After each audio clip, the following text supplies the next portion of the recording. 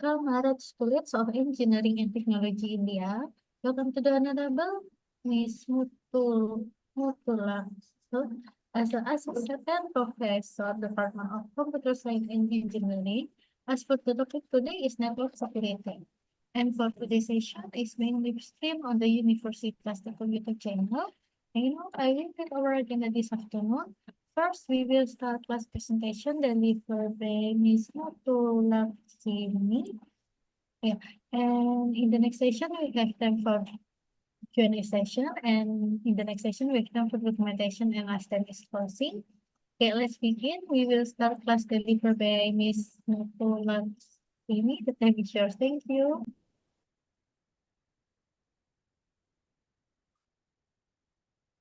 You can start this class today, Miss. Thank you.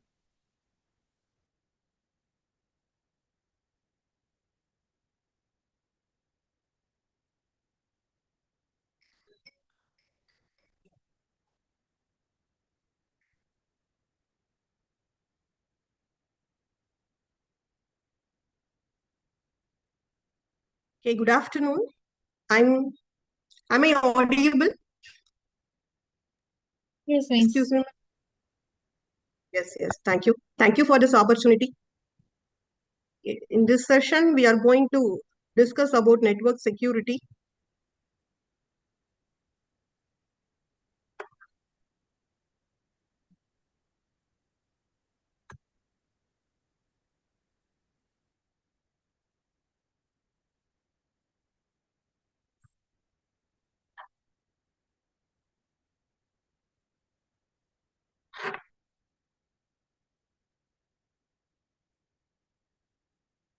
Okay. Before introducing network security, we must know what is network. Actually, network is a collection of devices that can be used for sharing the data between the devices in this real world scenario. That is what network. And we are going to see, this is what our agenda, that is first we will discuss about network security, then network threats, and then we discuss about security measures and protocols, and then we are going to discuss about firewalls, encryption algorithms, and virtual private networks, and at last we are going to end up with best practices for providing network security. Okay, let us see one by one. Okay, as I told, nowadays without networks, there is nothing in this world that is possible, right? Because each and every activity is connected with our networks, and based on the network only we are living now. Here, this is the basic definition for network security. That is, it is a practice of connecting computers and other digital devices together to share resources and exchange information. That is what networks. Okay, the next is about the network security. So network security means we are going to provide security in this network field. We can say that like a practice of protecting a network from unauthorized access, misuse, or other attacks. Okay, so protecting the environment is called networking environment is network security. And we can say in other terms like protecting data, not only data, we can protect applications, infrastructures from cyber threats. And in other terms, we can say it like network security is the collection of technologies, policies, and procedures that defend any communication infrastructure from cipher attacks and unauthorized access, and we can avoid data loss. So in this real world scenario, networking is very, very important because we need to ensure confidentiality, integrity, and availability of data in networking environment. So that's why we are focusing on the term network security. Okay, these are the different cyber security threats. Okay, the threats which are possible in this world. That is, first is malware, ransomware, and social engineering attacks, phishing attack, and internal threats, emotant, and another thing is the denial of service attack and man in the middle attack. And nowadays we are moving to cloud environment, right? So in that cloud environment also there are different types of vulnerabilities.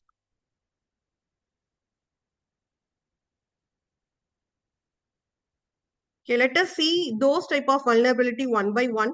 That is virus. The first vulnerability is virus that we know it is a harmful software designed to damage data from computers to uh, from computers and computer environments, right? That is what a virus. And worms is a type of malware that spreads automatically across the network of devices. Without any host file, worms spread automatically, so it is very dangerous, right?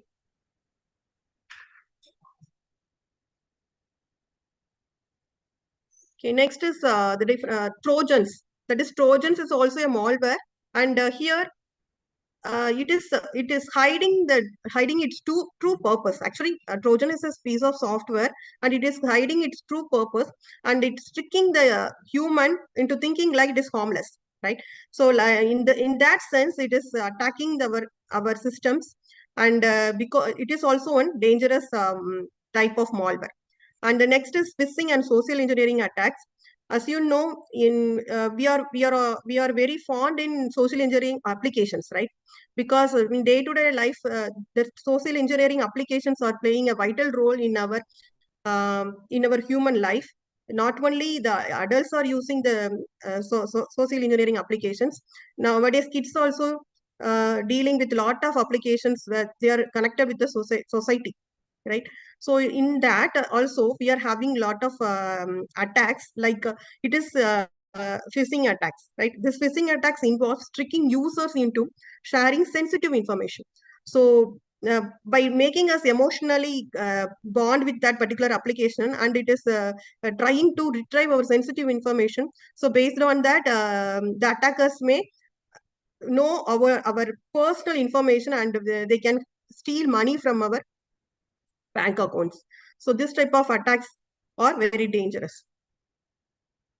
And the next is about denial of service attack. So by the name itself, we may see the meaning for the denial of service attack. It is going to deny the service which is provided by a particular server or any other forum, right? For example, the attackers may try to request multiple uh, uh, may give multiple requests, or from multiple users they may give a request. So based on that, the particular server may deal only with the attacker's request, and they may not have space to deal with the original users. So in that sense, this attackers will deny the service of a particular server. Okay, that server service will be attacked by these attackers. So that type of attack is very, very dangerous. And the next is man in the middle attack. So this attack is acting like another person. That is, a person who, or an attacker may act like another person, and they may try to retrieve the information from the recipients. Like in a communication, we may have one sender and one receiver.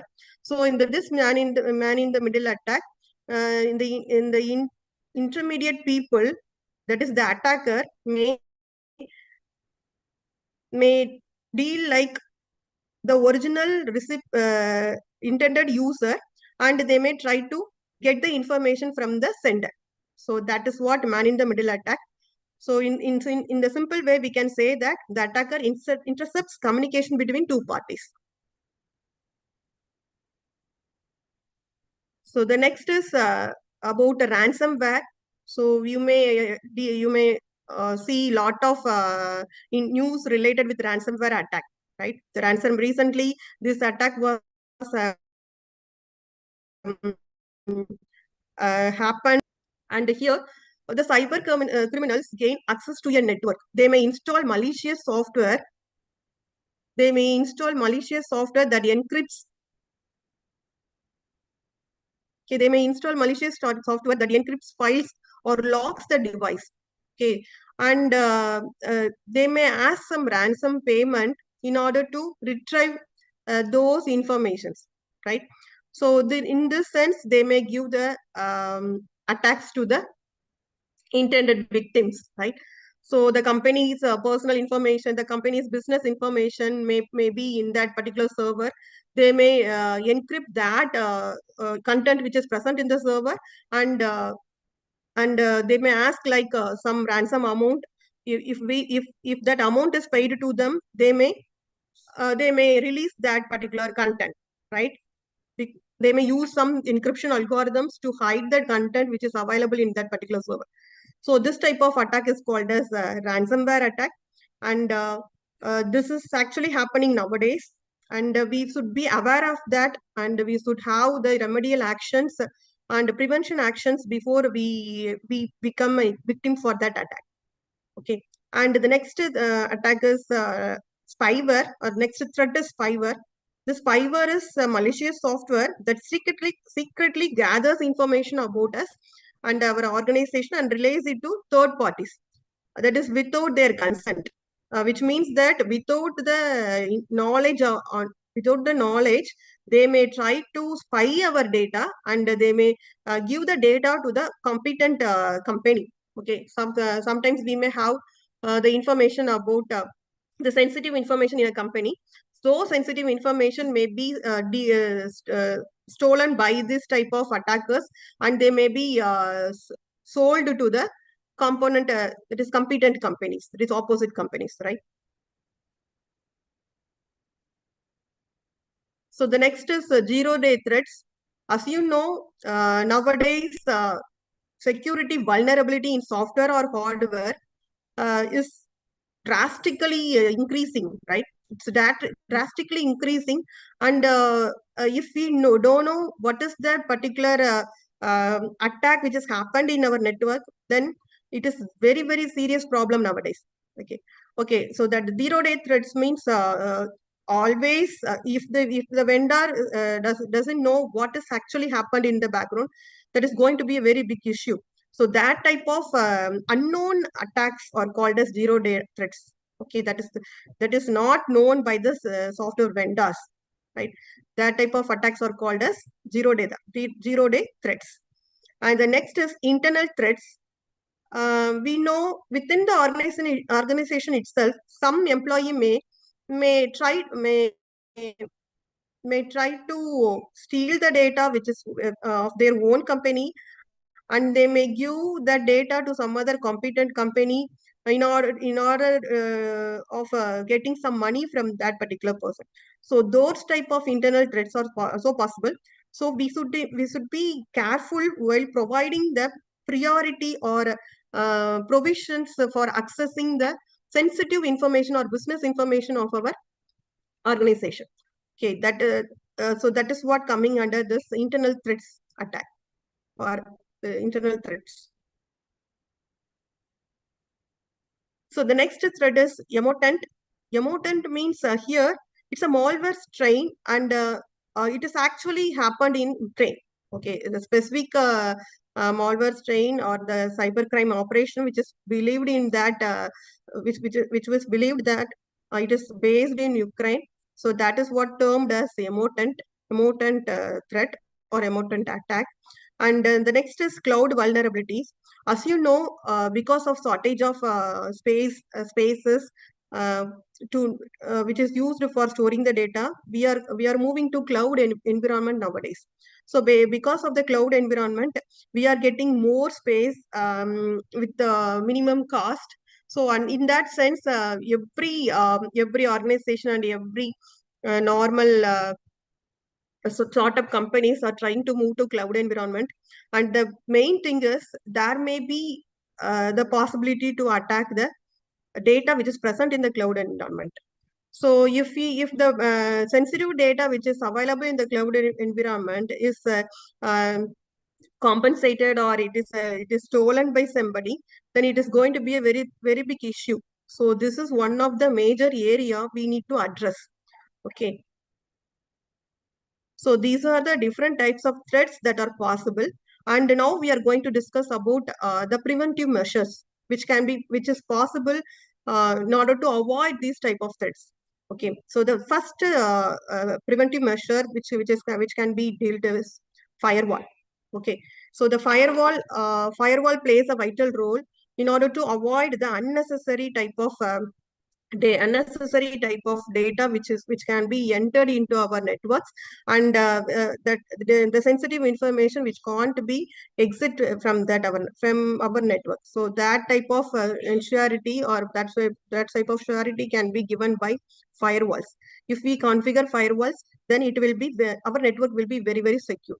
Okay, the next is web and DNS filtering, and the next is intrusion prevention systems, and the next thing is remote access virtual private networks, and antivirus and sandboxing. That is what remedial action for the virus attacks. And the next is attack surface management. By managing the surfaces, we can easily avoid different types of attacks. And the next thing is network access control. So based on the priority and prioritization of our administration of network, we can avoid the different types of attacks. Okay, prevention of security threats. That is, in order to prevent this threats, we can follow these steps in order to avoid those type of threats. That is, first is use reputable antivirus or anti-malware software. That is to keep it up to date. So we need to update the softwares, or like antivirus software or anti-malware software. We need to update that, and we need to keep it up to date so that we can avoid different types of threats. Okay, the next is be cautious of unsolicited emails and phone calls. Okay, and if you are not if you're not having any knowledge about that email sender, then we have to be cautious while clicking or opening the content which is sent by the sender. So don't click on links, or don't give out the personal information about us to others, unless you know that there is that particular source is 100% sure, known person, 100% known person. Then only we can share the information. Otherwise, we should not share the information. And the next is use a firewall. Okay, we need to use a firewall in order to limit the incoming connections to known IP addresses, and we need to keep our software up to date. Okay, and we can download only the softwares from the trusted sites. So we can't use the sites which are all possible. Okay, we have to use only the trusted sites. And here we need to take care of the IP addresses from which we are getting information. So that type of security can be done by using our firewall configuration itself, right? So that in the administrator side, they may use a firewall configuration in order to avoid this type of threats. Okay, the next thing is we can use passwords, that is strong passwords. We can't use like the date of birth, or our names, or our son's name or daughter's name. We can't use like that. It can be easily vulnerable. So we have to use strong passwords that are difficult to guess. So also, never reuse passwords across different accounts. We may have more number of accounts in different banks, but even though we are having different accounts, we are using the same type of password everywhere. Because it will be very easy for us to remember, as well as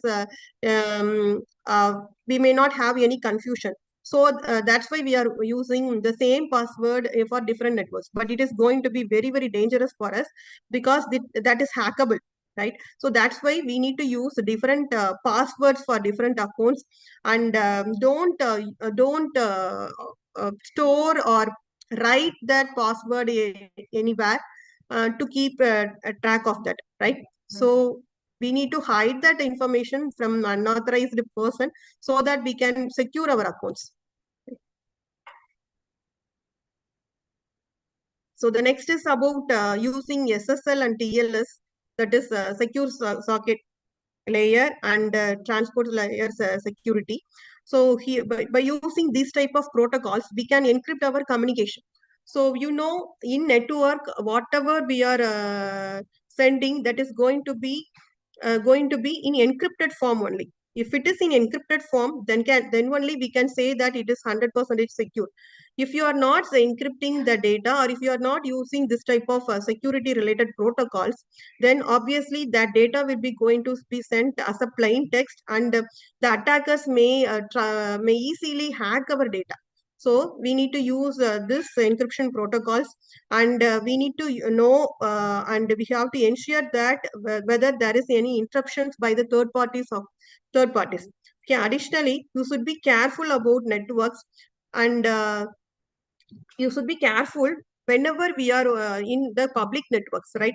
Sometimes we may go to mall, or we may go to theaters or any public places, or and we may go to railway stations or bus stop, that is bus stops. There we may have some public Wi-Fi, free Wi-Fi's. So we can't use those Wi-Fi's without any prior information, right? If there is any free Wi-Fi, we should ensure that it is very secure or not, because because of providing that type of free networks, they may try to hack your data.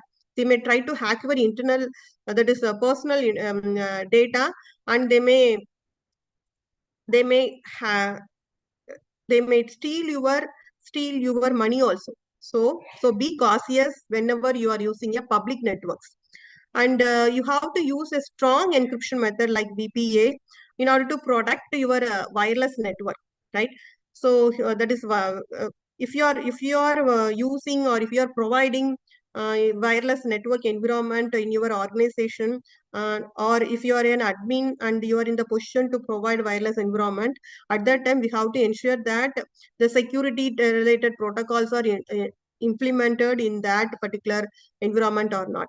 So because if you are not implementing that type of protocol, security protocols, it may the attackers may gain access to your networks, and they may steal your data. So the next is about firewalls. As I told earlier, firewall is a very important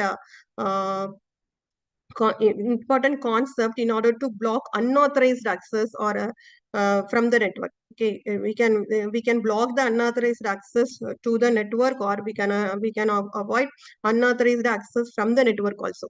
Okay, we can filter the incoming as well as outgoing packets if you configure this type of firewalls. So we are having different categories, that is packet filtering firewall, stateful inspection firewall, proxy firewalls. Okay, so we will see one demo session for how to configure this firewall, and the next prevention measure for security threat is intrusion detection system. Okay, in order to monitor our network traffic for suspicious activities, we need to have a intrusion detection system. And while coming to intrusion detection system, there are two types of intrusion detection system, that is network based IDS and host based IDS.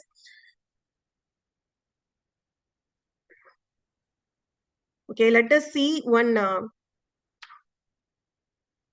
demo session for intrusion, that is firewall configuration. I'm going to use the packet tracer tool in order to show how this firewall is configured. So let me open that packet tracer tool.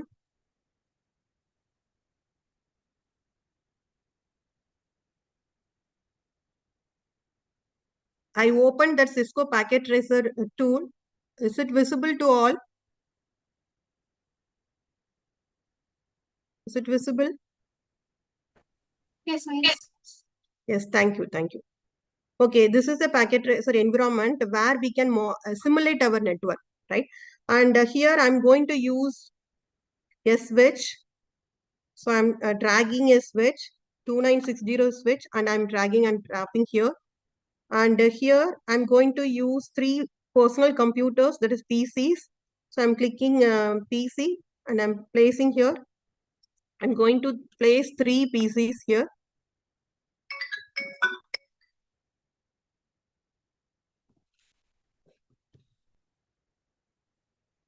Okay. Okay, now I'm going to use one server. Okay. So these are the networking devices which can be present in our network. So I'm having 3 personal computers and 1 switch and a server. Okay, now I'm going to configure the firewall in that particular server, right? So before that, I need to give connections, right? So for that, I'm clicking the connections option. Here we are having different types of cables. In that, I'm going to use copper straight through cable. I'm selecting copper straight through, and I'm clicking that PC, and I'm selecting the port fast Ethernet 0, and that is going to be connected with the switch fast Ethernet 0 bar 1. And here I'm going to use PC, use the PC 1's fast Ethernet 0 and fast Ethernet 0 bar 2 of switch. So likewise, I'm going to use straight through cable for connecting the third piece, that is PC2. So here in the switch, I'm selecting fast Ethernet 0 bar 3, and I'm connecting it with PC2 with the fast Ethernet 0. So now I'm going to use a straight through cable, and I'm connecting the server. Connecting the server with fast Ethernet 0 and with fast Ethernet 0 bar 4 in switch. So now we have given the wired connection between the systems. So here now we have just placed the systems, and we have given the wired connections. And here we need to give the IP addresses for these, so that uh, it can be in operation mode. Okay, so first I'm going to give the IP addresses for these 3 PCs. So for if you want to note the IP addresses explicitly, for that we can use this note here. So in packet tracer, we are having the place note option, and I'm taking that and I'm giving here. So here I'm going to give the IP addresses 10.0.0.0.2 for PC 0 and 0.3 for 10.0.0.3 for PC 1. And here I'm going to use 10.0.0.4 for PC 2. So in the server, I'm going to use 10.0.0.0, sorry, 1. Okay, so I have given that given the IP addresses explicitly in order to show that which IP address is going to be configured in each device. Okay, now let us configure that IP addresses in the device.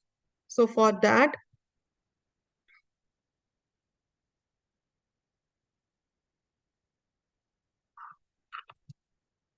okay, now I'm clicking PC 0, and I'm going to configure the IP address here.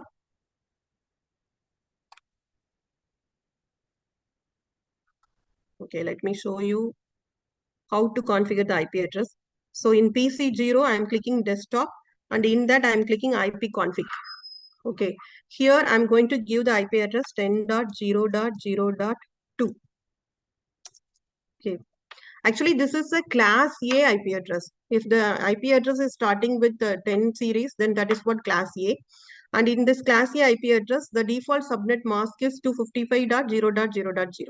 So you know, subnet mask is a important term which is used in networks. So whenever we are forming a network, there should be we should know about IP address concepts, and we should know about what is subnet mask and how it is configured in a device, right? So and we should know about different types of classes also. So if your IP address, this is actually IPv4 address. Nowadays, instead of having IPv4, we are moving to IPv6. Actually, the address space in IPv4 is 2 power 32 address 2 power 32 only.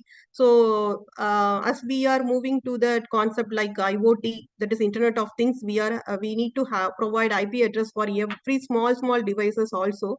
So there is a lack of IP address space. That's why we are moving for IPv6 v6 addresses.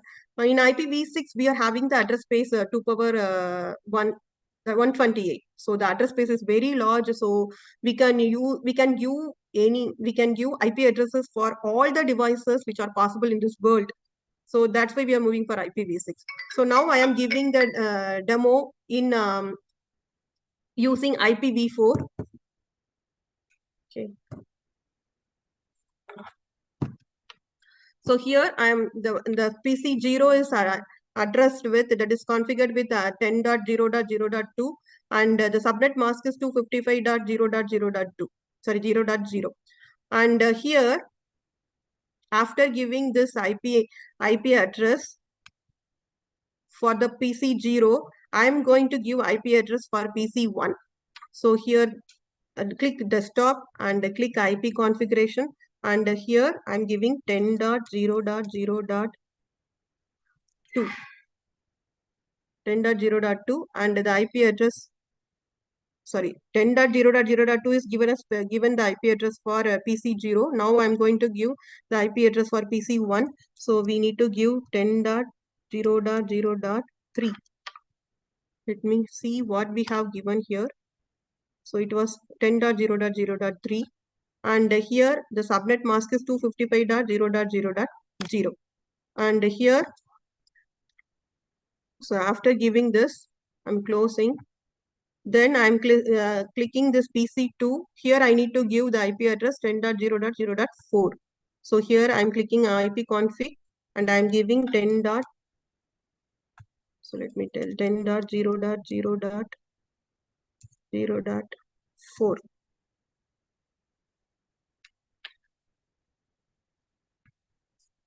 Okay, this is 255.0.0.0 is the subnet mask. So let me discuss about subnet mask. Subnet mask is plays a vital role in network because it is used to identify the network portion of a particular network. So by seeing this, the network portion here is only 8 bits. So the first 8 bits is in here, 8 bit is network portion, and the remaining 24 bits are going to be used as the host portion. That is what the meaning of this subnet mask. Okay, now we have given the IP address for PC0, PC1 and PC2. So now we need to give the IP address for this server. So for that I am clicking server and I am giving here, I'm clicking desktop. In that I am giving IP config. So here I am giving 10.0.0.1. So that is what IP address of server, and the subnet mask is 255.0.0.0. So after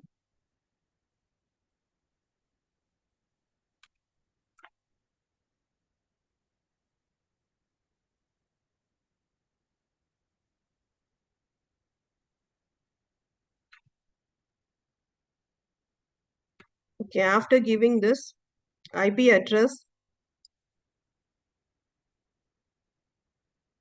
so we can cross check whether these actually, if you give the IP address, we may know that a network is formed. Right now the network is formed, so we can cross verify whether this network is perfectly working or not.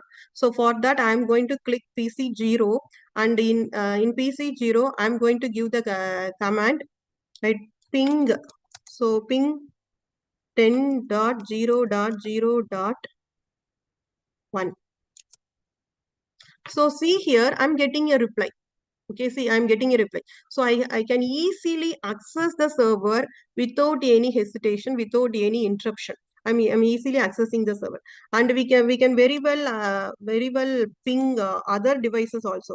We can ping like 10.0.0.2. So now we are in 2. So we can ping 10.0.0.3. So here also we are getting reply, which shows that we have formed a network, right? We have formed a proper network. So now, if you want to restrict the server in order to avoid some type of packets, right? If you want to avoid some types of packet like ICMP packet or IP packet, we can filter that by configuring the firewall in the server. Okay, in the server, we can configure the firewall so that we can avoid different packets also. So based on the rules which we are writing in that firewall, we can avoid different types of attacks, right? So for that, now we are going to configure here. That is, I'm clicking server, and there I'm going to configure a firewall. So for that, see here, we are having a firewall option. Right, let me show you. So this is what firewall, right? I firewall option. I'm clicking firewall, and in that firewall, I'm going to use action. So first we will discuss about deny action, and then we will discuss about allow action. So I'm going to tell about deny action. Okay, deny. And here, see here, it is showing the different types of packets which are possible in the network. So in that, I'm going to deny ICMP packets, right? So the Internet Control Message Protocol packet. What do you mean by ICMP? It is Internet Control Message Protocol packet. And these packets will be transmitted only if we use a ping command. So if we are trying to ping a particular system from one device in that particular network, at that time, the ICMP packets will be transmitted between those two systems, right? So if you want to avoid those ping command, we have to hide this ICMP packets. So that's why I'm selecting the protocol ICMP protocol, that is Internet Control Message Protocol. And here I'm going to set the remote IP. That is, we can access a server from the remote systems. That is, instead of accessing the server directly, I can access from a remote system. If I'm an admin, right, I can access. Or if the attackers may also act as an admin, and they may try to get the information which is available in the server. So that's why I'm giving a remote IP here as 0.0.0.0, and remote wildcard mask is 255.255.255.255. So this is remote wildcard mask. And after giving all this,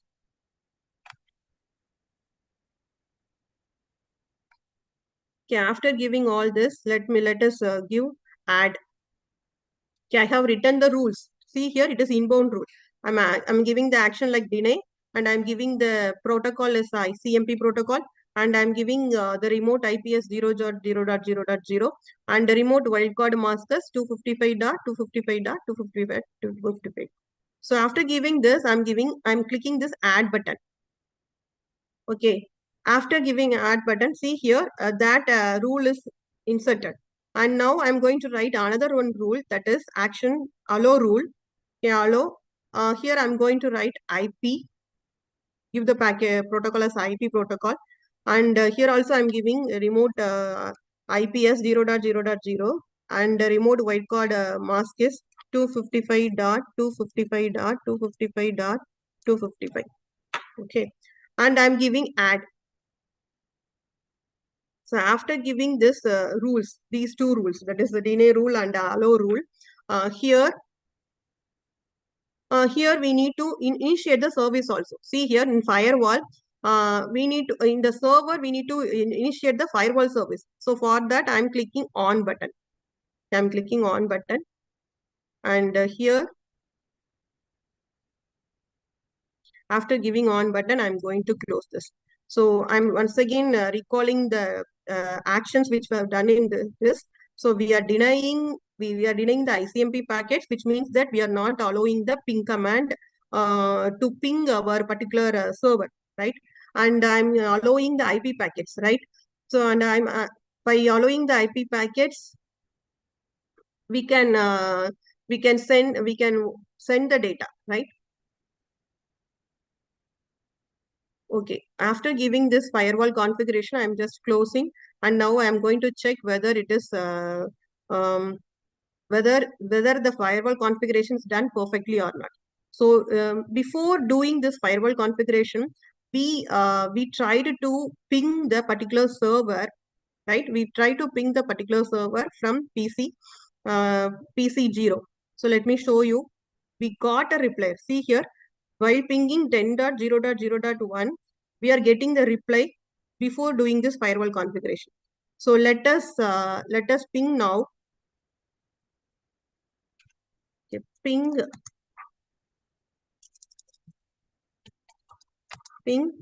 10.0.0.1. Now see here, See here, we are not getting a reply.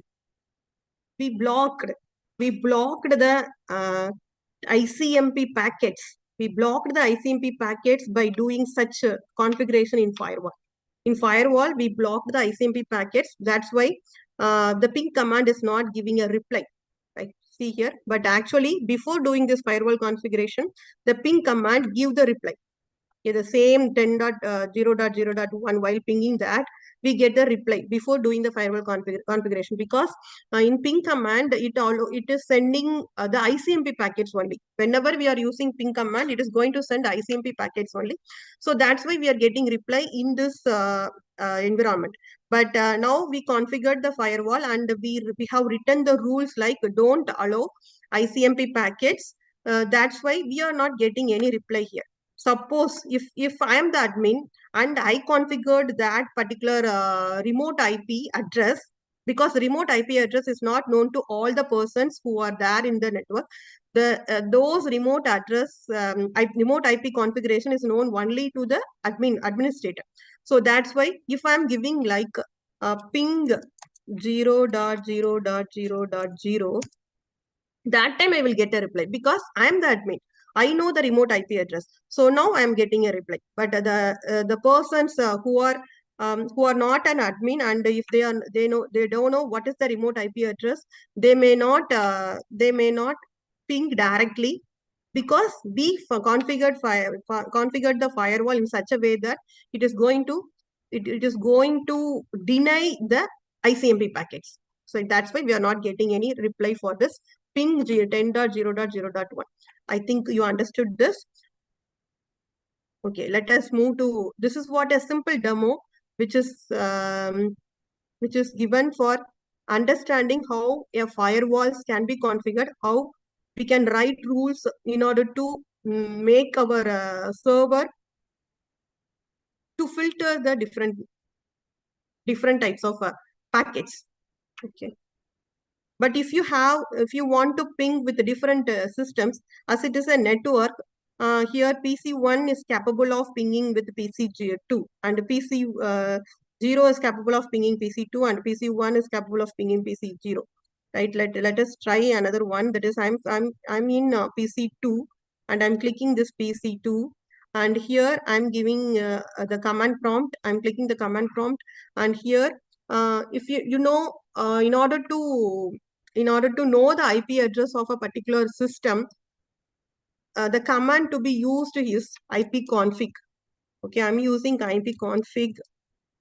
If I give ipconfig, see this. So the IPv4 address which is assigned for the system is 10.0.0.4. Okay, and the subnet mask is 255.0.0.0. And this is what a class A IP address, that is class A IP address. That's why the subnet mask is 255.0.0.0. Okay, so I'm here, and now I'm going to ping the system 10.0.0.2. That is, I'm going to ping the system PC0 with the IP address 10.0.0.2. And here, if I'm going to command prompt, and I'm pinging like ping 10.0.0.2. So I'm getting a reply, right? So which means that these two systems are able to communicate between themselves. And the only restriction which we have done is the server is restricting the ping command from any system, not only from PC0. If you are from PC1, if I'm clicking, I'm here in, now I am in PC1, that is, I have clicked PC1. So this is PC1, and I'm going to the command prompt, and I'm trying to access the server by using ping command. That is, before pinging the server, let me check what is the IP address of this PC1. For that, I'm giving ipconfig. Okay, see here, the IP address of the system which we are now is, which we are in now, which we are in is, that is 10.0.0.3. So from this, I'm going to ping the server. So ping, but it is not going to allow. Ping 10.0.0.1. So we may not get we must not get a reply because we have configured the firewall in that. So see here, request timeout. We are not getting a reply. So we have successfully configured the firewall in the server, right? So let us move to the next topic. I think you understood this. Do you have any doubt in this particular demo session?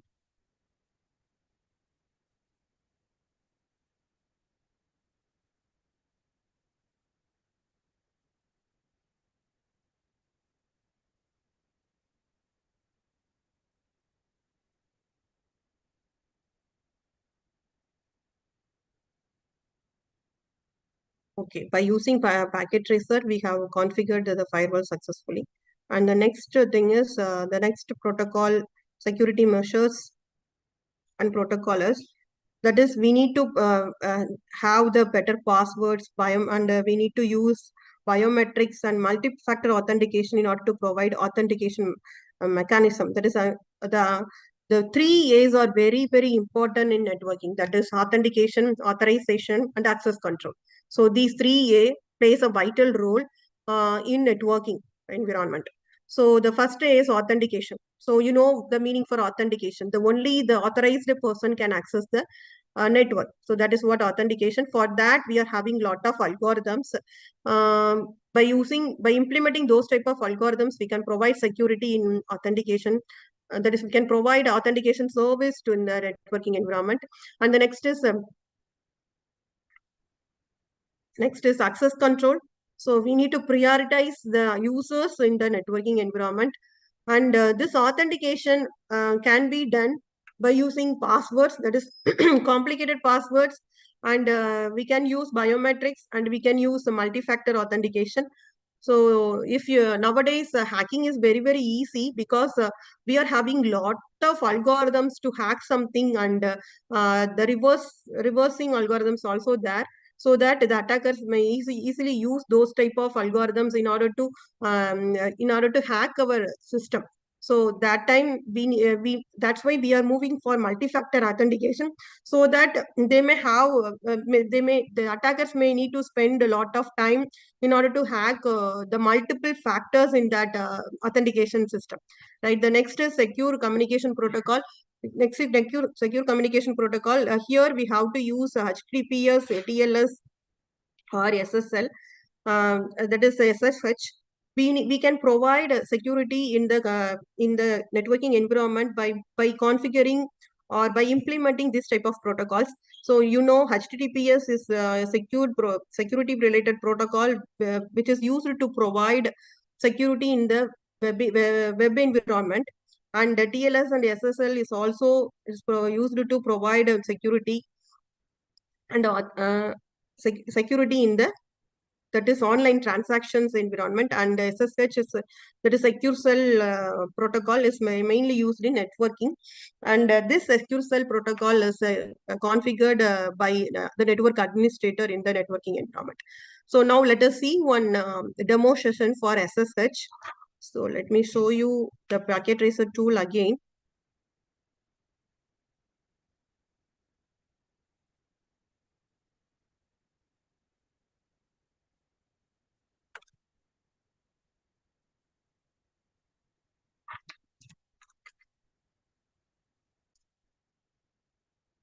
One second.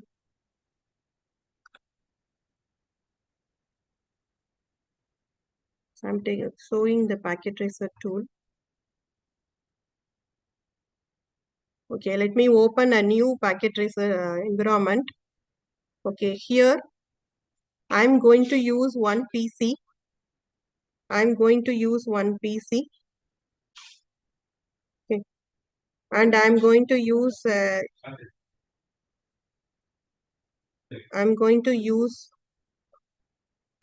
switch, and then I'm going to use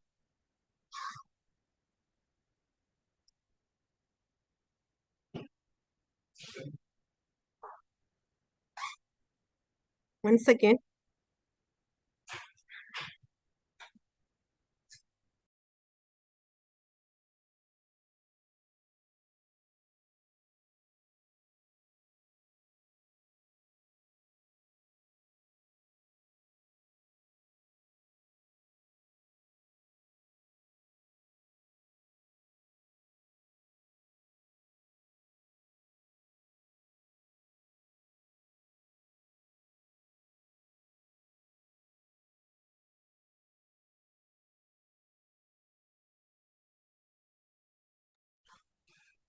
Wait for 5 minutes.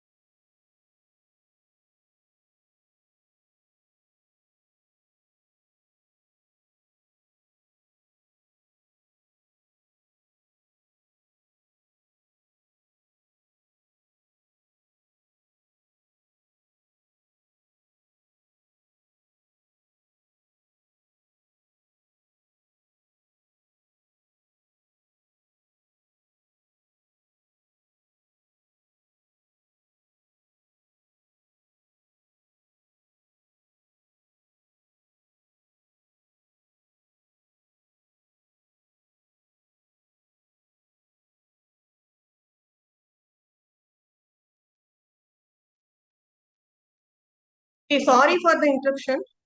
Let me. Yeah, am I audible? Yes, Miss. Yes, yes, yes. Thank you.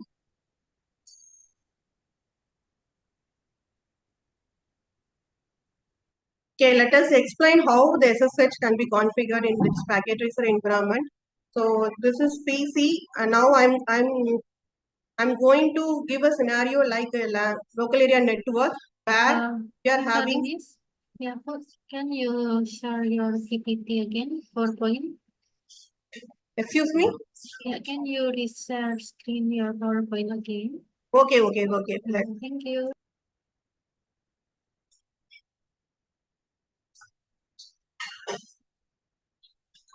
Yeah.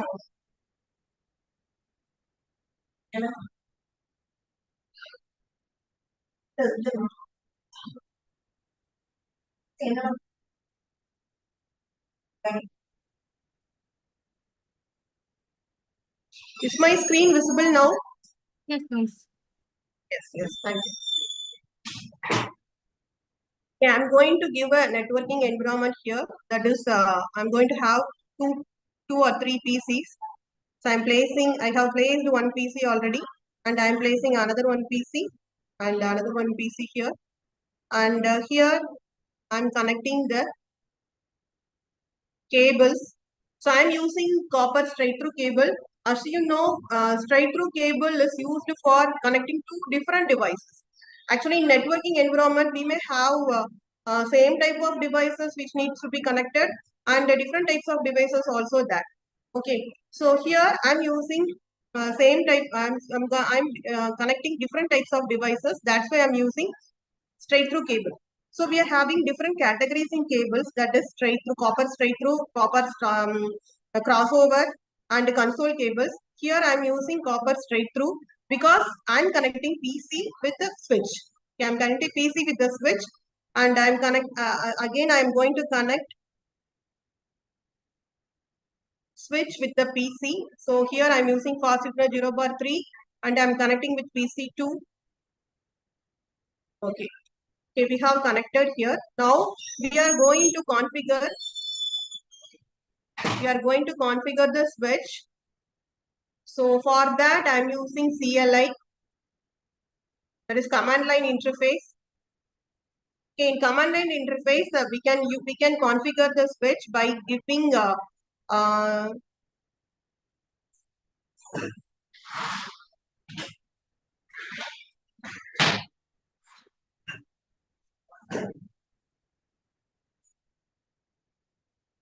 in command line interface.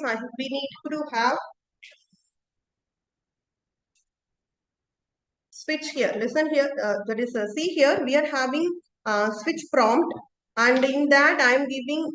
If you see this prompt, we can say that if we are in that is user execution mode. Okay, actually in user execution mode we can have simple commands, and if you want to configure anything in the switch, we need to move to global configuration mode. So in switching environment, we are having three different categories of modes. That is, one is uh, that is global config. That is, first is the user execution mode, the second is privileged execution mode, and third one is global configuration mode. So now we are in user execution mode.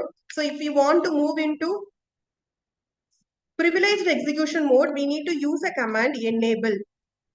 Okay, I'm giving enable. So here, so see the prompt, the symbol is changed into hash, right? So which means that we are now in privileged execution mode. In privileged execution mode, we can't configure anything. So we need to move to global configuration mode. For that purpose, I'm going to use config T. That is configure terminal. Config T is the short form of configure terminal.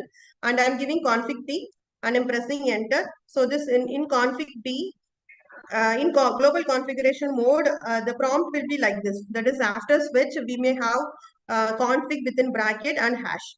So this is what the prompt whenever we are in global configuration mode. So now in global configuration mode, we can configure anything. So now we are going to configure, that is secure cell authentication, right? Secure cell authentication is going to be configured now.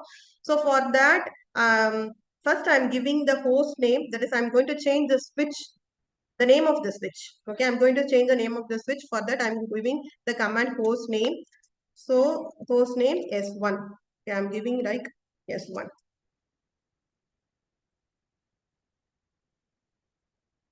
Okay, next I'm going to use that is, I'm going to give the interface. That is, I'm going to, let me show you one thing.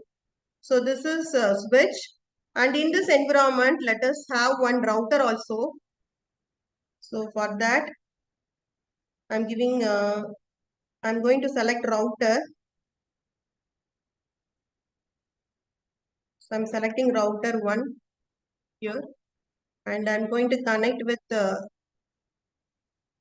copper straight through cable.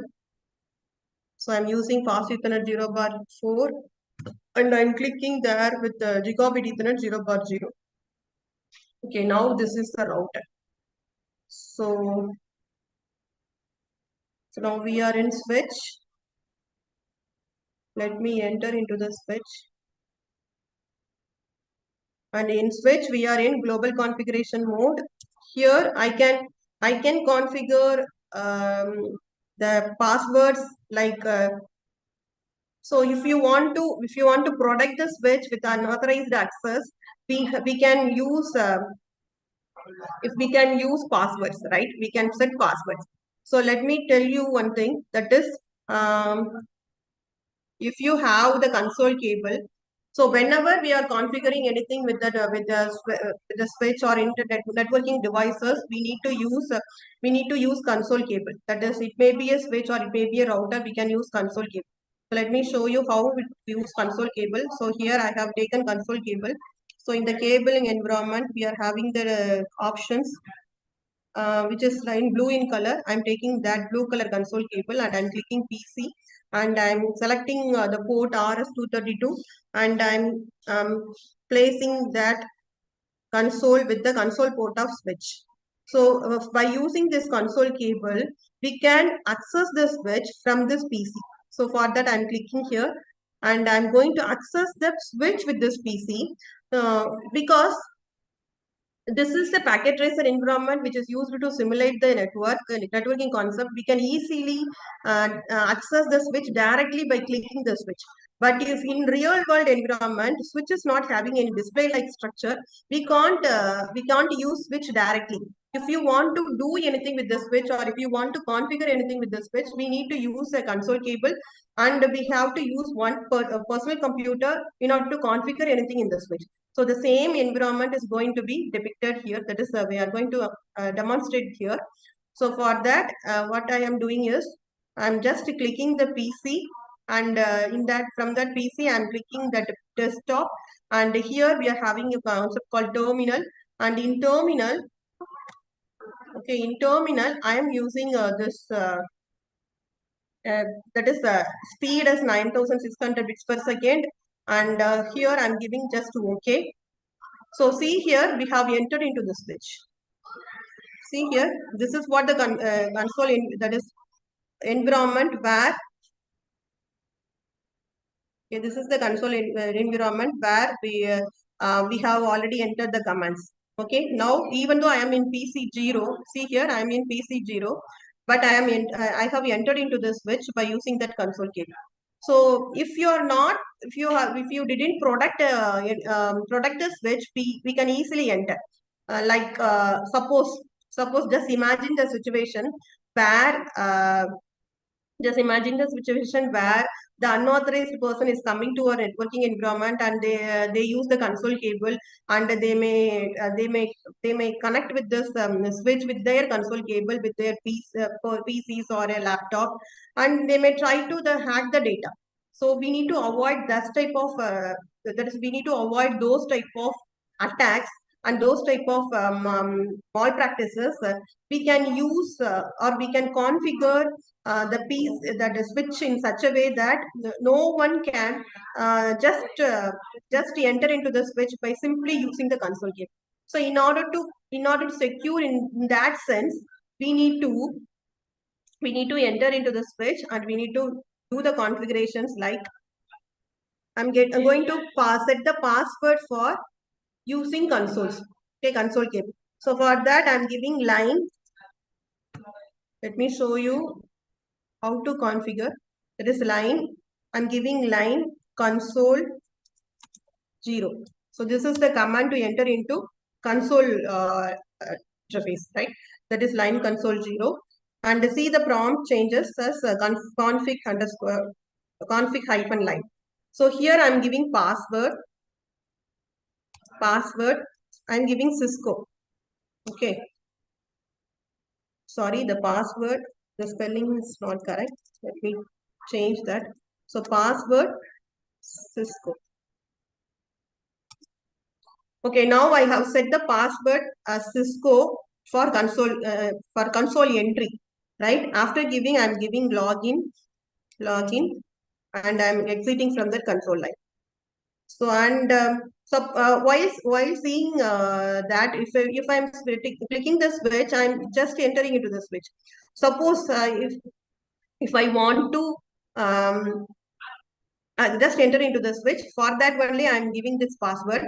And the next thing is, if I am in the user execution mode, I'm just easily entering into the privilege execution mode, right? So we need to avoid that type of activities also. That is only the authorized person, that is the administrator, can enter into the privilege execution mode. So none of the other, that is no one can enter just like that as administrator into the switch. So for that also we can set password for enabling concept also. So for that we have to give the command like enable password. Okay, enable password Cisco. Okay, enable password Cisco. I'm giving exit. Okay, so now we are in privileged execution mode and I'm exiting from the switch. See here, I have exited from the switch. Now I'm going to enter like authorized, unauthorized. That is, I'm going to enter into the switch from this PC. So let us check again. Okay, from the PC, I'm clicking PC 0. I'm clicking terminal, and I'm clicking OK here. See here, now we are in. We didn't enter into the switch, right? So now I am trying to enter. Just I'm clicking enter here. See here, it is asking me the password. So it is only because we have set the password in line console. Okay, I have given the command like, see here, I have given the command like line console password. I have set a password here. That's why it is asking me the password. So if I am entering the password, then only it is allowing me to enter into the switch. See here, it is allowing me to enter into the switch. So now I am in the switch. And as I told you, I have set a password for enable command also. See here, enable password Cisco, right? So because of this command, see here, it is not allowing me to enter into the privileged execution mode. So this greater than symbol is representing now we are in user execution mode. So now if I am giving enable, we can easily enter into privileged execution mode. So if I am giving enable and plus enter, see this, it is asking a password to enable. It is asking a password to enter into the privileged execution mode. So for that I am giving Cisco here. See here, it is allowing me, and it is allowing me to enter into enable, that is a privileged execution mode. Okay, so now we have given two security layers here. So no one can what to say, the unauthorized person cannot enter into the switch just like that. So they cannot enter into the switch by using console cable. They can enter only if they know the password of the console entry. And the unauthorized person, if they even though if they know the console password, they are not allowed to enter into the privilege execution mode, because it is asking me the password for entering into the privilege execution mode. So those two type of security configuration is actually done in this by using these commands. That is line console command. The password is set to line console password command, and enable password is also set. Is also configured here. Okay, this is how we can secure our switch, right? And also we can secure our remote access also. So let me explain this remote access security by implementing the SSH protocol. So let me show you that router configuration here. So this is what router. So before going for router configuration, let me show you how to configure the IP address for every devices first. Okay. So before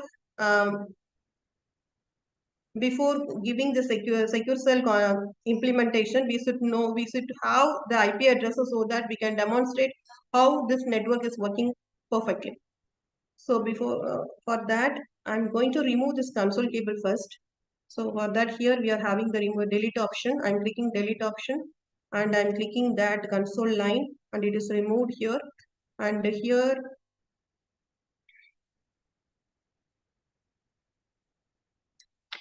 okay,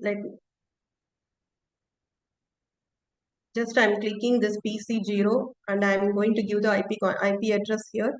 So here the IP address is 192.168.16.2. Okay, so the default subnet mask is 255.255.255.0. See here, so in the previous demonstration, we used 10.0.0.1. Here we are using 192 series. In 10 series, the default subnet mask is 255.0.0.0. But in this that is a 192 series, the subnet mask is 255.255.255.0. Actually, it is a class C IP address. So there we used a class C IP address, and here we used a class C IP address, and here we are using one router, And in router interface, we are going to use the IP addresses 192.168.16.1. Okay, this is what going to be the IP address which is to be configured in the gigabit Ethernet interface of the router. Okay, after giving this, I'm clicking PC1 and I'm going to assign IP address here. So here I'm going to use desktop and I'm going to give IP address here 192.168.16.16.3. Okay, here the default subnet mask is 255.255.0 and here the default gateway is 192.168.16.1. Okay, likewise here also I'm going to give the IP address and keep clicking desktop and I'm typing IP address and here 192.168.16.4 and the subnet mask is given by default and here 192.168.16.1. Okay, so now we have given the IP address for all the three PCs and now we are going to enter into the router. Okay, so I'm clicking router and I'm entering into the command line interface and see here it is asking me whether I'm going to use um, the initial configuration dialog box or not. I'm giving no. So then only it will allow me to enter into the command mode. Okay. So see here, now we entered into the router. We enter into the router and I'm giving enable command. It is allowing me to enter into the privilege execution mode. So see this prompt, it is having hash symbol. So we are now in privileged execution mode. Here I'm going to give config T because I need to do configuration. This configuration can be done only if we enter into the global configuration mode. So for that I'm giving config T. Okay, now I'm going to give a new name for this router. So for that I'm giving the command host name. Okay, host name. I'm giving the name as R1. Okay. Okay, I have given the name and now I'm going to enter into the interface. As you know, see here, we have used the gigabit 0 bar 0 bar 0 interface here. So I'm going to configure the IP address for this interface. So let me show you how to configure the IP address for that interface. Okay. Okay, now I'm entering into the interface gigabit Ethernet 0 bar 0 bar 0. Okay, gigabit Ethernet. And I'm giving IP address. The command to give IP address is IP address. Okay, IP address 192.168.16.1. Okay, the default subnet mask is 255.255.255.0. So I'm giving no shutdown command to make it live. See here, it is making live.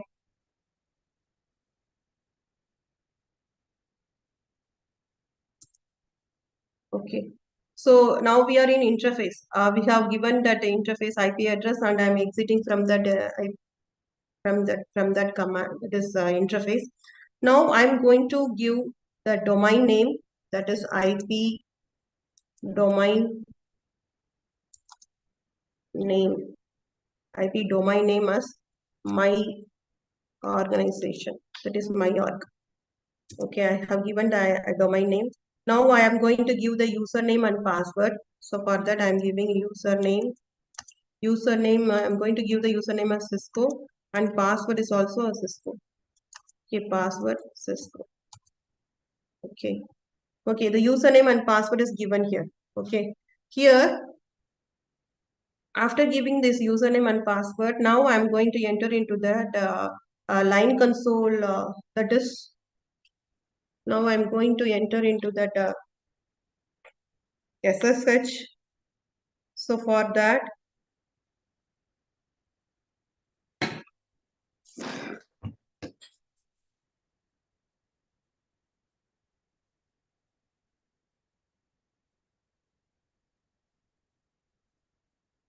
Let me wait a second.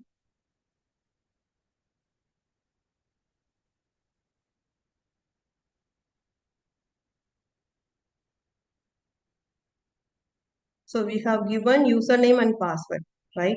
So after that, we need to create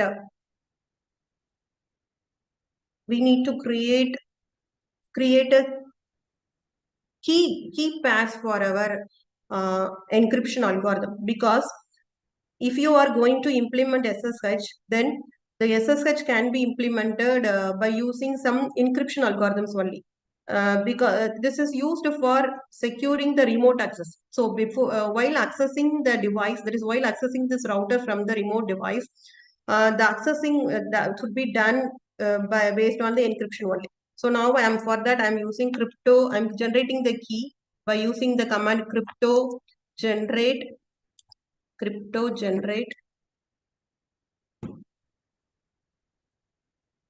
crypto key generate. Sorry, crypto key generate. Okay, crypto key generate.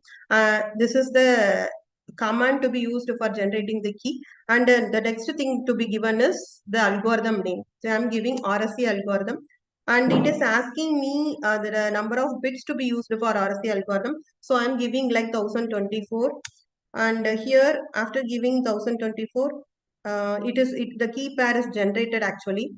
So the key pair is generated with the high security, and now I'm going to give the enable password for this router also. So enable password Cisco. Okay. And now I'm going to use the username and password also. That is, I'm giving again the username and password. Okay. Okay. Now I'm going to tell which IP version is used. That is SSH version is or versions are different. So I'm going to give IP version, that is IP SSH version 2. I'm going to use SSH version 2. Okay. And then this remote access is possible while enabling that virtual terminal lines. Okay, in router we are having the interfaces like gigabit Ethernet 0 bar 0 bar 0 and gigabit Ethernet 0 bar 1. So these are the interfaces which are available in that router.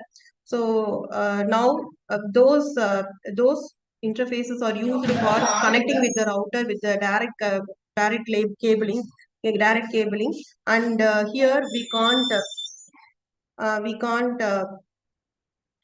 can't use any other port to connect with that particular router. But if you are in remote systems, at that time we can access the router using this virtual terminal lines. So we are having 16 terminal lines in router, virtual terminal lines. So in order to configure those virtual terminal lines, we have to give the command like line VTY 0 to 15. Line VTY 0 to 15. Here, the virtual terminal lines can be secured by giving password. Virtual terminal lines can be secured by before giving password, we need to enable this SSH, right? So for that, I'm giving transport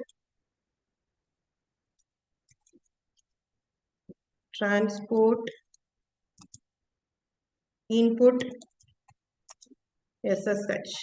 Transport input SSH. So by giving this transport input SSH, it will allow you only if you know the username and password, and if it will allow you only through the SSH protocol. Okay. So login local. After that, we have to give login local. After this, we can exit. So now we have configured the SSH protocol. So let me give the summary of this configuration. So whenever we want to enable the SSH protocol in a router or in a switch or any intermediate devices which is present in the network, uh, we need to have the commands like we need to set the IP domain name first. and then we need to create the IP. We need to create the keys. Okay, we need to create the keys and algorithms. We need to create the keys by specifying the algorithms. We need to create the we need to specify the algorithm like RSA or DES, anything, right? And here I have created the RSA key, and after that I am giving 1024 bits as the size of the key.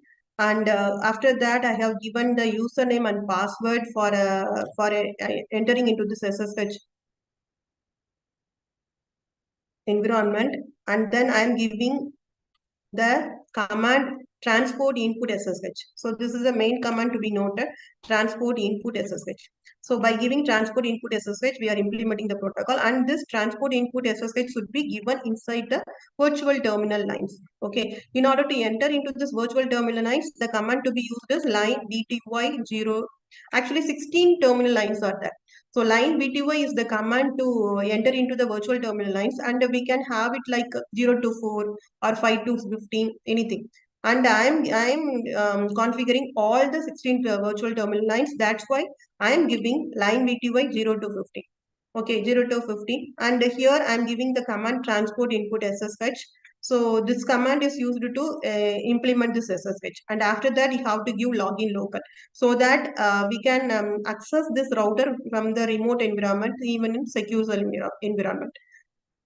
And whenever we are configuring this, we need to, whenever we are configuring router or switch, first we need to change the name of the switch.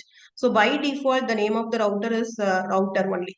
So whenever, whatever the environment, if you are placing a router, the router name is by default router only. But if you want to change that, we need to use the host name command.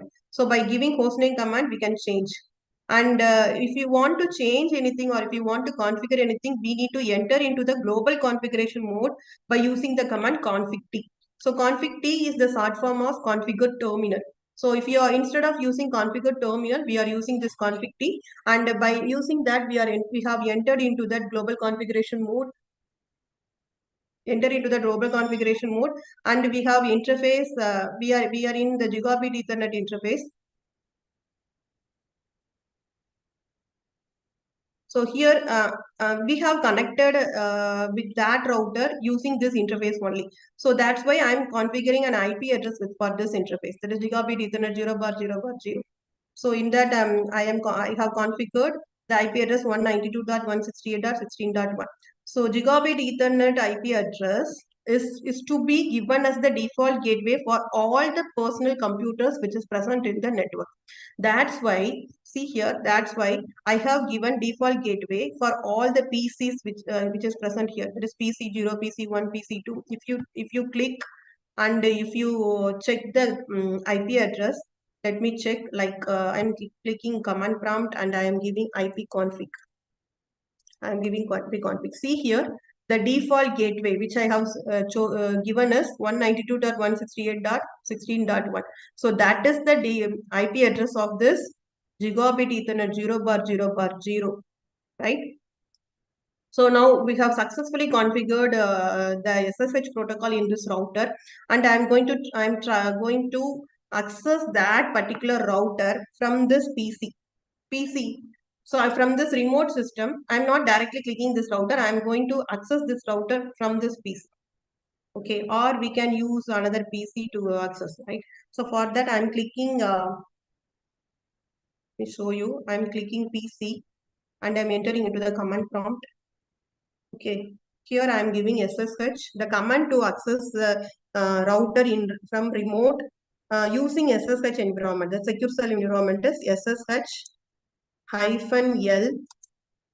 Okay, SSH-L, and the username we have set in that router is Cisco, right? I am giving the username here, username, and I'm going to give the IP address, right? That is 192.168.16.1.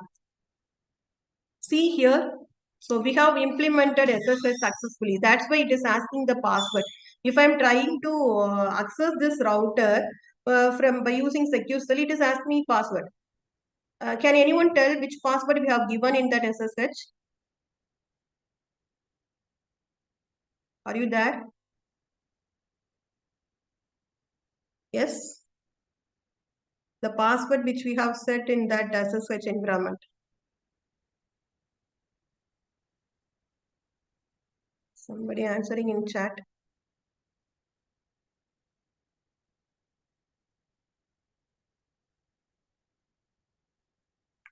Okay, I'm going to. Okay, it is asking me password. I'm giving Cisco. So see here, it is allowing me to enter into the router. It is allowing me to enter into the router. So if I am giving enable and it is asking me the password, I secured that in privileged execution mode by setting the password, right? So I'm giving Cisco here.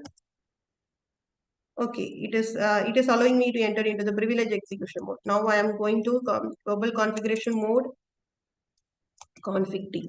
See here, I am in PC0, right? I am in PC0, but I have entered into the router R1. But it is having so many restriction. Like if I am using SSH environment, I must know what is the username, and I must know what is the password, and I must know, even though if I entered into the router, I must know what is the password for entering into the privileged execution mode, and then I should know what is the password for entering into the global configuration mode, right? So here, if I want to know what are the configurations which were done in that router, I can exit from this global configuration mode and see this prompt. This is what the privileged execution mode prompt. So in that prompt, I'm going to give the command like show running configuration. So if I give show running configuration, it is showing me what type of configuration which was done in that router. So see here, we have given the host name R1 and we have set the password Cisco, enable password Cisco. And here we have given the username and password as Cisco, right? And here we have given the SSH version as 2. SSH version as 2, and I have given the domain name as my organization, and then see here I have given the gigabit Ethernet address as 192.168.16.1, and this is what the way how to see the configurations which were done by us in the router. Okay, this is the way to know the configurations. So let me explain another one thing, that is, if you want to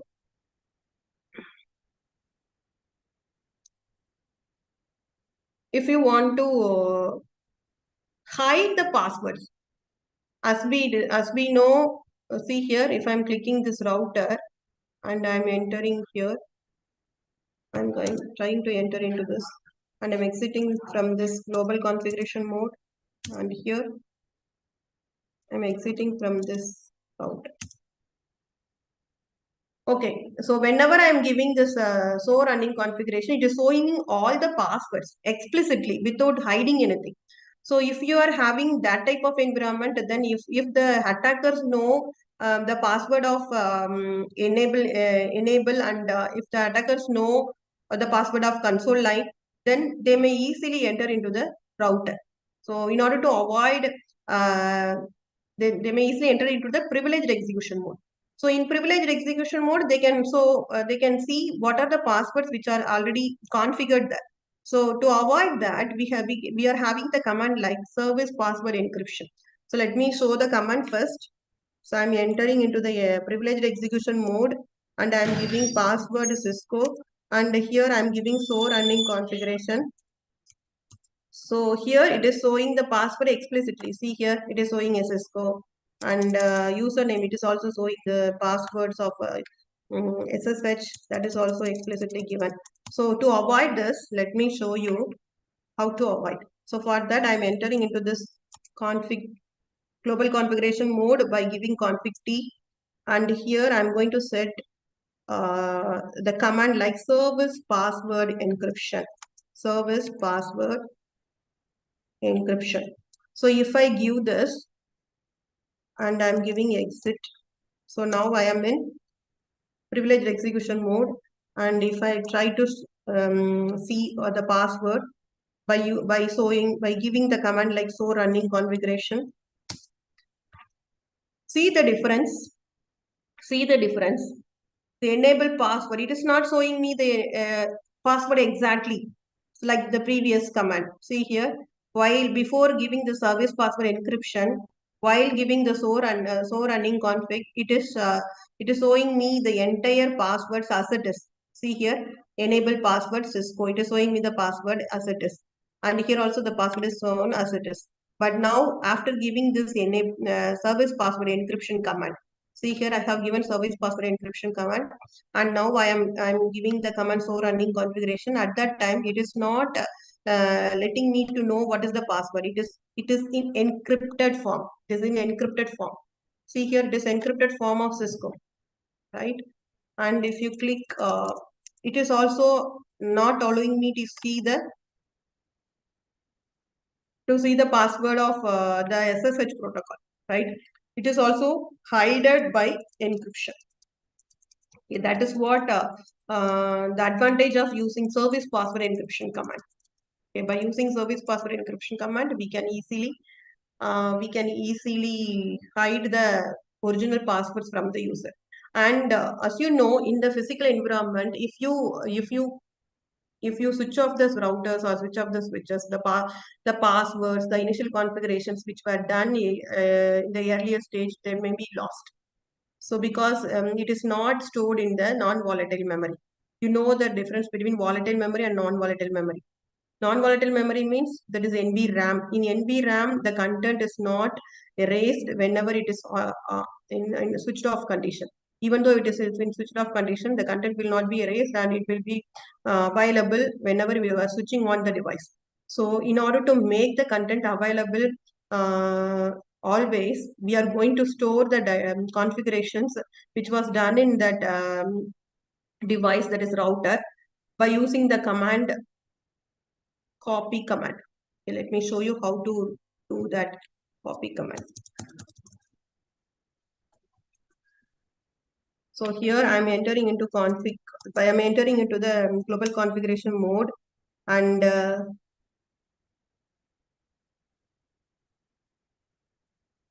sorry, I have to enter into the privileged execution mode only. So because in privileged execution mode, we can copy the running configuration in specific file. So for that, I am using the command like copy running configuration, startup configuration. So if we give the command like copy running configuration and startup configuration and give enter, see here it is asking me the destination file name, whether it is okay to use startup config. Yes, I'm going to just give enter. Okay, which means that it is built. So even though I switched off this router, the configuration which I have done so far will be maintained in that because it was stored in the NVRAM. Okay, by giving this copy running config startup config, the configurations were stored in the NVRAM, that is non-volatile memory. Okay, that's what about how to configure SSH protocol in order to secure the networks. That is in order to secure the router in the network. Okay.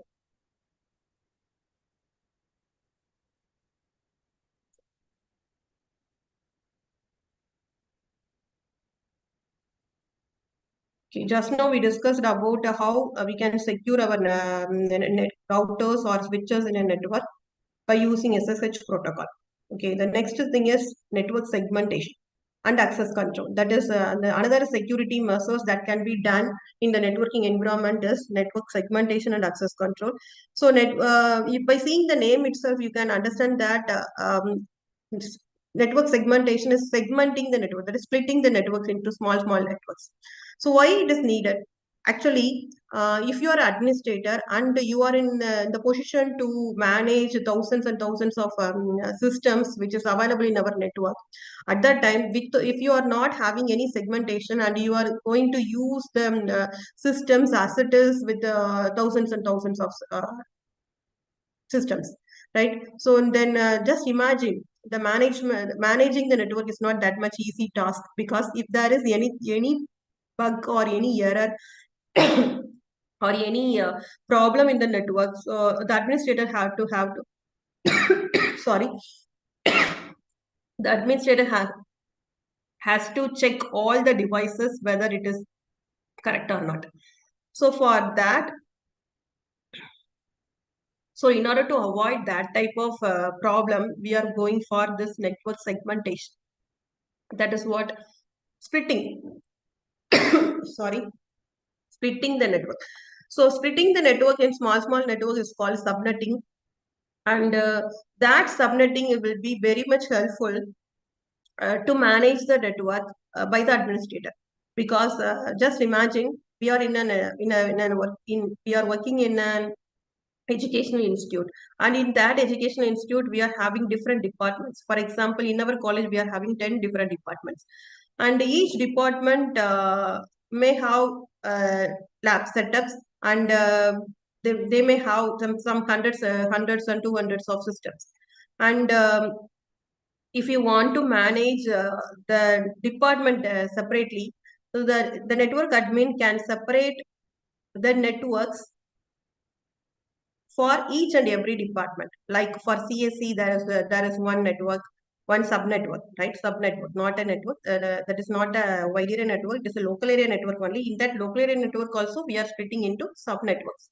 So for CSC, there is one subnetwork. For ECE, there is subnetwork. For IT, there is another one subnetwork. Likewise, they are going to split, and based on that splitting, if any problem arise, they may come to know in particular department which is the problem is coming, right? So if it is so, they can easily identify from which device it is getting problem or from which device is affected. So likewise, so this is what the advantage of using network segmentation, and there is advantage of using access control. So we can restrict the users by giving the controls, that is by giving the priorities to the privileged users, right? So these are the another security measures or protocols that can be used for network security. Okay, the next is encryption and VPNs. That is by using encryption algorithms, we can secure our network communication. So by by network we can secure our environment, right? By network we can secure our communication. If you have the security in the network, the communication is going to be very secure, and we can transmit even sensitive data if we have a trust in the network, right? So if we are having trust in the network, we can easily transmit any data to anyone in this world. And for that purpose, we are having lot of algorithms, that is AES, RSA, and SHA. And AES, yes, it is the Advanced Encryption Standard. Actually, we are having data encryption standard in earlier days, and that was hacked by some hackers. That's why the recent advancement was done in that particular algorithm, and AES was introduced. And then we are having RSA. That is AES is a symmetric encryption algorithm, and RSA is the asymmetric encryption algorithm. But we can call it as a public key encryption algorithm, because we can have one public key and one private key, right? And in SHA, there is secure hash algorithm. This SHA is mainly used for providing authentication, right? This AES and RSA can be used for providing confidentiality, and SHA can be used for providing authentication. So by using these type of algorithms, we can secure our data which is communicated between the networking devices. And the next is virtual private networks, that is VPN. right? So this VPN can have virtual private networks is mainly used for remote access only, right? So to secure the remote access to networks, VPNs are used, and this VPNs are used to hide the IP addresses by which the initial communication starts, right? So from where it starts, that is going to be hidden here.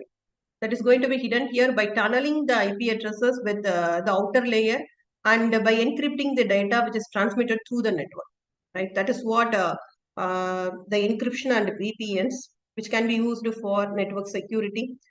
And at last, we are going to see about the best practices for network security. That is, we need to regularly update our softwares, and we need to have the patch management then and there. And then we need to use a strong password policies and multi-factor authentication so that our data cannot be attacked by some others.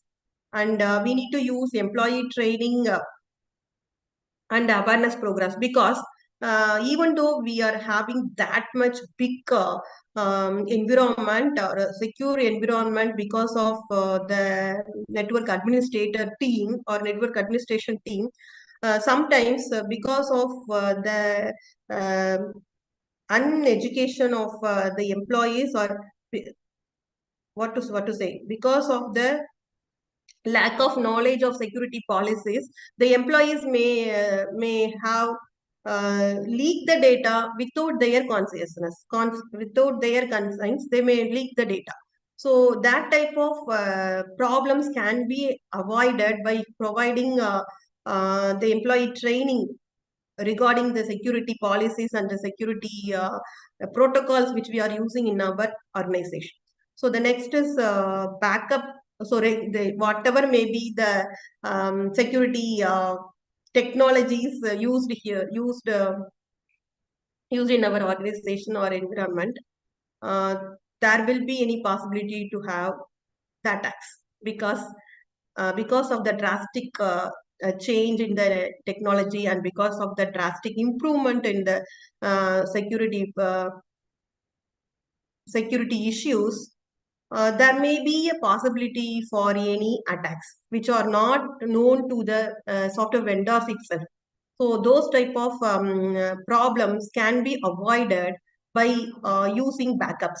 Okay, if you are having server which is having sensitive data, they regularly then and there we have to have the backup, and we have to plan our disaster recovery also. So if something happened in different way, we need to know what is the procedure to recover the data. So that plan should be available with us. And the next thing is use of security tools, right? As you know, we are having antiviruses, and we are having all type of protection in softwares that can be done in endpoint, that is end devices. So we need to use that type of security tools in order to avoid the different types of attacks.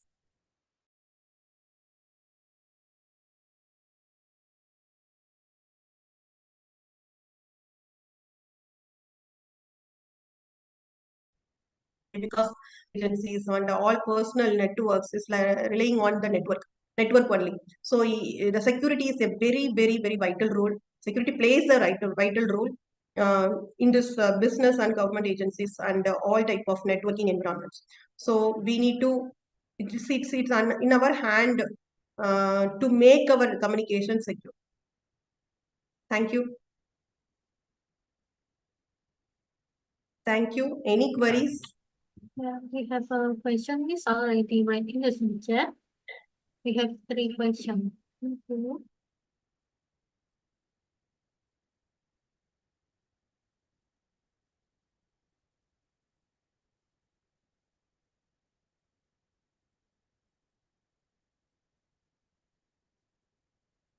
Yes.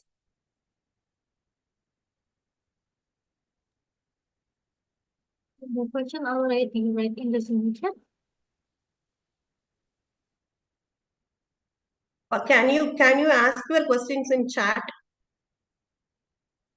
Please type the questions in the chat window so that I can answer.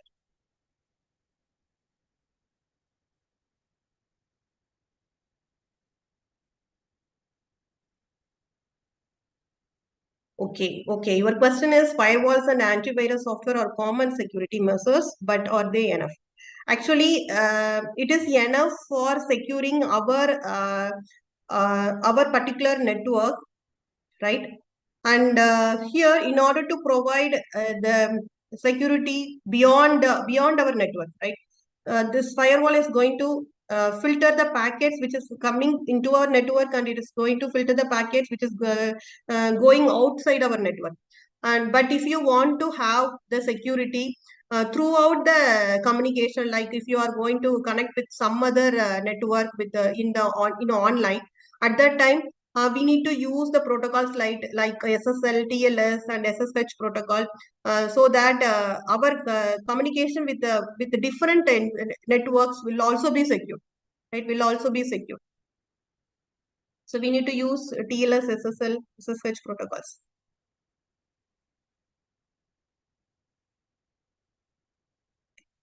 Yes, I think I have answered your question. Any other question? We have 3 questions already writing in the chat. Okay, with the increasing number of remote workers, how can organizations secure their networks against vulnerabilities introduced by employees working from different locations? Yes, it's a good question. Actually, if the employees are working in remote areas and they are trying to connect with the organization, at that time, we need to provide the security policies like they should have the authentication to enter into our network. They can't just enter just like that. They have to have the specific credentials, right? The specific credentials to enter. And at the same time, we should have that monitoring tool, right? To track or trace the actions which were done by them through our network, right? So even though we are giving credentials, we can easily track by using smart tools. Nowadays we are having lot of intrusion detection tools. We can use intrusion detection tools to track the content which is delivered or which is transmitted through our network. From that remote users also, or whatever the users who are accessing our network, we can have the track of them, and we can have the login data, right? In smart tool, we are having log procedures, and we can have rules like if the packet size is this much long, we should not allow that type of packets. Likewise, we can write rules in that tools. We can write rules. So by using those rules, we can try to avoid the vulnerabilities by the attackers, right? They may act like a remote employee and they may try to enter, but even though they enter into our network, we can restrict the outgoing packets as well as incoming packets by giving the rules in such a way that reducing the size or mentioning the size. So vulnerable packets will be very, very different when compared to normal packets. So in such sense, we can easily trace. I think I answered for your question.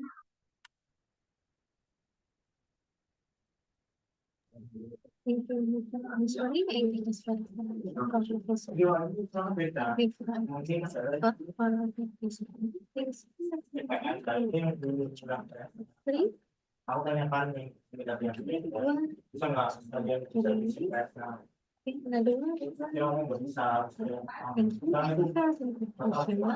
Finally, we have the conversation with nature today. Thank you for Mr. Information and sharing with you. We hope this will be benefit for this in the future with University. The physical lecture for today and here will present